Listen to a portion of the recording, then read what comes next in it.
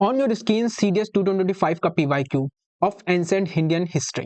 Yes, वैसे तो ये क्वेश्चन बहुत ही जो टॉपिक है वो बहुत ही बेसिक है, लेकिन इसने कई लोगों की एग्जाम हॉल में हवा निकाल दी। कैसे कैसे क्योंकि इसमें जो कॉन्सेप्ट लगना था बेसिक, वो बहुत ही ज्यादा मतलब लोग उसको बहुत इग्नोर कर देते थे। लेकिन अगर आपके पास, मैं बताता हूँ, अगर आपके पास नॉलेज ना होती तब भी आप इसको बेसिक मतलब एक ब्लर नॉलेज भी होती तब भी आप इसको कैसे कर सकते थे, मैं आपको यहाँ पे करके दिखाऊंगा।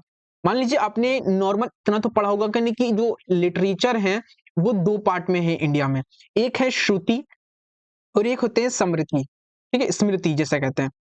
लेट्स फॉरगेट बस खाली इतना टर्म आप याद रखिए कि स्मृति। अब इस स्मृति का मतलब क्या है? स्मृति मतलब क्या है? जिसे स्मरण किया जाता है।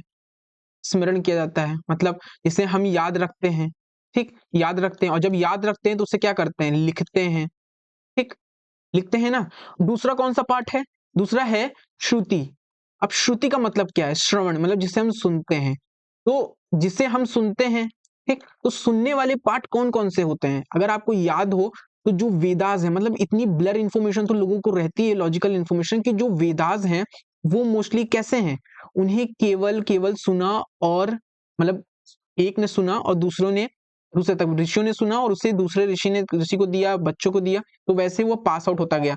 अब जाकर के उन्हें कंपाइल किया गया। लेकिन जो रामायण थी, आप देखोगे रामायण जो थी उसे स्मरण किया गया है, मतलब स्मरण करके उसे लिखा गया है। पुराण को भी स्मरण करके लिखा गया है, मतलब जिस चीज को हम स्मरण करते हैं उसे याद करते हैं, याद करने के बाद उसे हम लिखते हैं।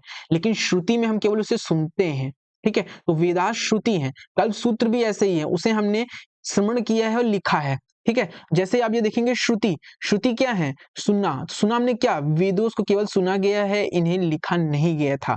ठीक है, स्मृति क्या है?